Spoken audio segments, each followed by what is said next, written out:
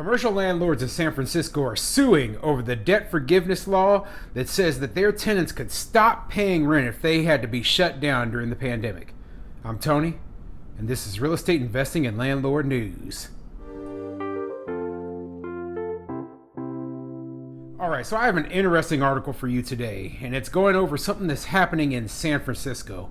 And it really is dealing with commercial tenants, but the reason I bring this article up is because I could see the same thing happening to residential landlords as well, and especially in a place like California and San Francisco that's very progressive.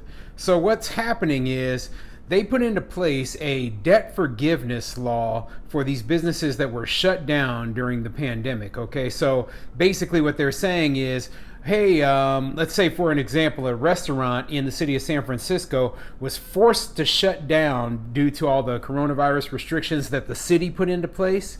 Well, that restaurant doesn't have to pay their rent to their landlord, and their debt is just forgiven by the city. So basically the landlord has to take it up the butt, and even though they're still making all their required payments and they still have all their required bills, they don't have any income to actually pay that. So yeah, I mean, this really screws over landlords. And believe it or not, there are a lot of commercial landlords that are just small landlords too. And I could see the same thing happening with the residential sector. I could see them just coming in and saying, hey, these debts that these tenants owe, that these renters owe, well, we just, it's just forgiven. Okay, they don't owe it anymore. You just lose, landlords. I can see the same exact thing happening because this is San Francisco we're talking about, and this is an absolutely crazy, progressive place that doesn't even take into fact the consequences of the actions that they're doing. Okay, so before I get into the article, though, go ahead, hit the like and subscribe button, maybe leave a comment down below, and let me know what you think of this ridiculous San Francisco law. Do you think it's a good idea to just forgive these debts? I mean, we're talking about businesses here. We're not even talking about renters or people who are going to lose their homes. We're talking about businesses. So if these businesses are unable to pay their rent, I'm sorry, but the landlords are businesses too. We can't pick and choose which business you want to survive. Now, if they wanted to help the landlords, they should have said, hey, we'll pay these people's rent for them. We'll pay these leases, and so that these restaurants can stay in business, so that these small businesses throughout San Francisco can stay in business. We'll allocate our millions or hundreds of millions or billions of dollars to make sure that they actually can make their lease promises. So anyway, this article comes from therealdeal.com, and it says, San Francisco landlords sue city over new debt forgiveness law. The law allows commercial tenants to stop paying rent if they are required to shut down due to COVID. All right, well, let's see what it says. Two landlord groups have sued the city of San Francisco over a new law that forgives rent debt for some commercial tenants who were forced by pandemic health orders to close their businesses. Even if the goals of the legislation are worthwhile, they argued, the city chose to help small businesses by shifting the burden to property owners, many of which are small businesses themselves. Harming small property owners will chill the investment climate and imperil the city's recovery, said Cody Harris of Kecker, Van Nest and Peters, one of the attorneys representing the landlords. And he's absolutely right, okay? Okay, a lot of these small commercial properties are owned by small landlords. And it is absolutely ridiculous to say, hey, we're just going to that debt's just forgiven. That's absolutely ridiculous. I've never heard. Where do they think that this money is coming from? Well, it's coming straight out of the pockets of the landlords who own those properties, okay? But I will say one thing, okay? It is the city's fault, it is the state's fault that these businesses are shut down in the first place. Okay, they should have never been shut down, in my opinion. There should have never been a lockdown. There should have never been a stay-at-home order. You destroyed businesses. You destroyed the economy in your own city by putting this stuff into place. And it ruined so much of the hard work of these small business owners. And now you're trying to pit the business owners against each other? Give me a break, okay? You did this. You need to be the one who pays, not these small landlords. Everyone agrees that small businesses need help, but the ordinance acts as a windfall to certain small businesses while forcing other small businesses to bear the full brunt, with no help or compensation at all. That's both unfair and short-sighted, Harris said. The suit, filed in Superior Court by the San Francisco Apartment Association and the small property owners of San Francisco, takes aim at a new law that was passed unanimously by the San Francisco Board of Supervisors in July and enacted in September.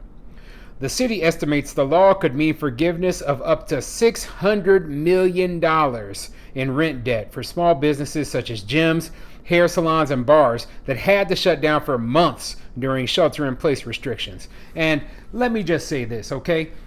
There is no evidence at all that shutting down hair salons, bars, and gyms prevented the spread of anything.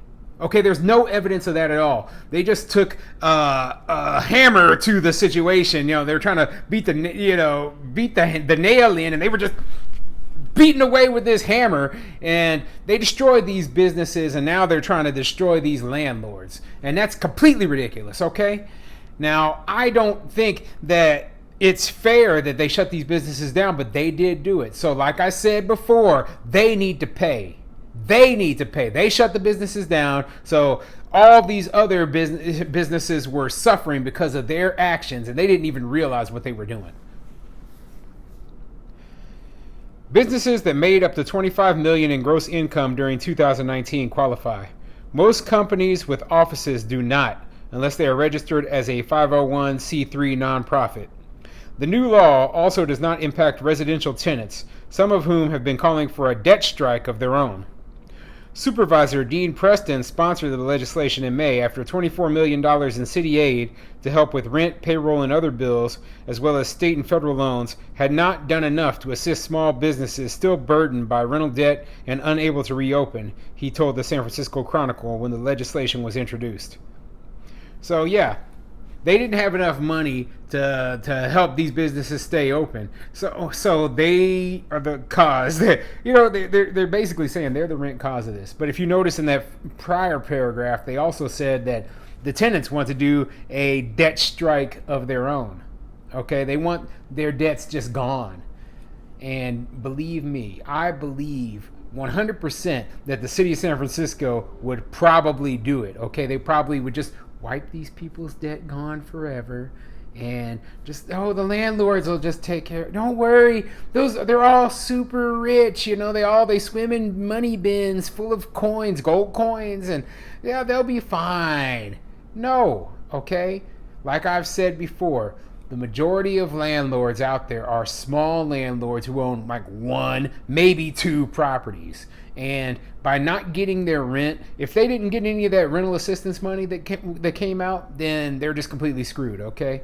Now, I wish that this case goes all the way up to the Supreme Court and they get everything compensated that they deserve, okay? Because the city is the one who shut them down. We're talking about a Fifth Amendment violation here. Unlawful taking of private property without just compensation. It's pretty open and shut in my opinion. But I know that the way that these judges in these very liberal, very progressive places act, that they're not going to win this case, okay? They're going to say, oh, no, we had to protect these business. No. I'm not saying we should punish these businesses, but their debt should not be forgiven, okay? And if anything, maybe they could work out a deal with the businesses and their tenants and their landlord. The tenants and the landlords could work out a deal together to, so that it's mutually beneficial. We both take a little bit of the loss, but we don't all just, one of us takes the complete loss, the other one takes nothing. That's completely ridiculous, okay? The fact that some landlords expect to get 100% of their rent for the periods that businesses were fully shut down is totally unfair, and it's disappointing that we have to address it through legislation, but we do, Preston said at the time. Yeah, well, guess what? Your city government's the one who shut them down, so what did you expect? These people are used to getting 100% of the rent that they were promised. And then you shut down all the businesses, all their tenants. You took all their money away. And now you're telling, not only do the tenants not get paid, they don't get paid either. So if nothing else, I mean, come on. You should have said, hey, we're not going to charge anybody any property taxes all until, everything is opened back up. But no, they didn't even do that. They still wanted their tax money. Talk about a joke. All these politicians are so ignorant of anything about business. I mean, they think that businesses operate in some kind of, parallel universe where money just appears out of nowhere. Well, it doesn't work like that, okay? We're talking about real people's lives here, and they're the cause of this. I hate that this is happening to landlords. I hate that this happened to those small businesses too. But when it comes down to it, nothing in this whole pandemic surprises me anymore, especially not coming out of a place like San Francisco. So if you're a landlord in San Francisco, once again, I'll say this again, I wouldn't invest there. I wouldn't even waste my time there anymore. I'd sell as quickly as possible, get the heck out of there. Go somewhere where they still treat you with respect and where you could still make a profit without your property rights being trampled on.